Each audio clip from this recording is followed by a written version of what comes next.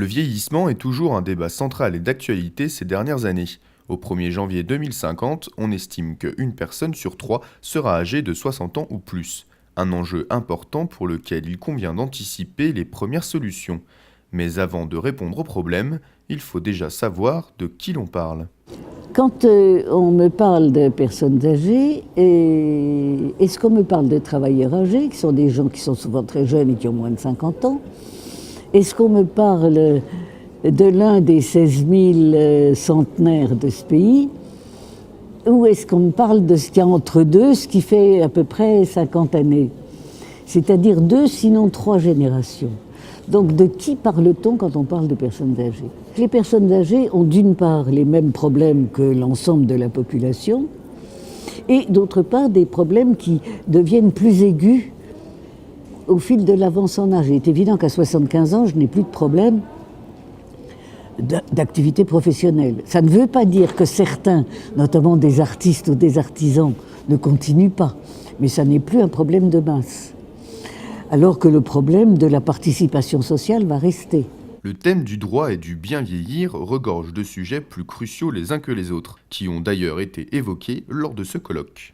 Nous avons eu la chance donc de traduire à travers le colloque les thématiques de la citoyenneté, l'intégration sociale, quelle est la place de la personne âgée dans notre société, les sujets politiques, les sujets de réalité quotidienne, que ce soit des personnes atteintes de maladie d'Alzheimer ou de troubles importants dans leur vie quotidienne, que nous essayons de voir comment mieux les accompagner et s'inspirer des expériences des uns des autres.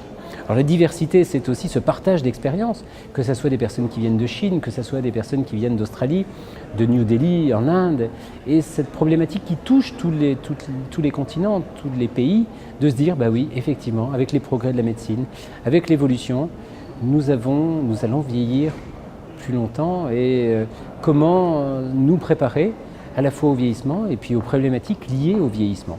Un colloque international complètement dédié au vieillissement et à Dijon, future ville amie des aînés, ne pouvait être qu'une réussite. Pierre-Henri Dor nous illustre ce succès.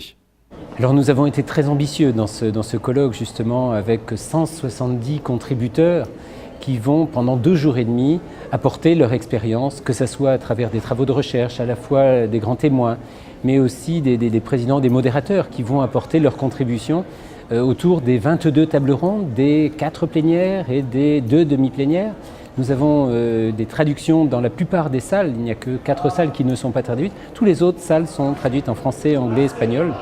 Nous avons 400 personnes qui sont participants, que ce soit professionnels, que ce soit universitaires, que ce soit des étudiants et des retraités. Nous avons voulu inviter des retraités qui sont concernés. Enfin, c'est de la citoyenneté et du bien vieillir dont on parle. C'est nous dans plus longtemps, mais les retraités sont dans cette situation d'un vieillissement plus avancé que les autres et qui peuvent partager aussi leur expérience, nous faire des réflexions et des remarques en disant vous abordez les sujets de cette façon ou de telle façon, mais est-ce que vous êtes interrogé sur le droit de vote des retraités, sur d'autres questionnements qui sont plus de leur quotidien.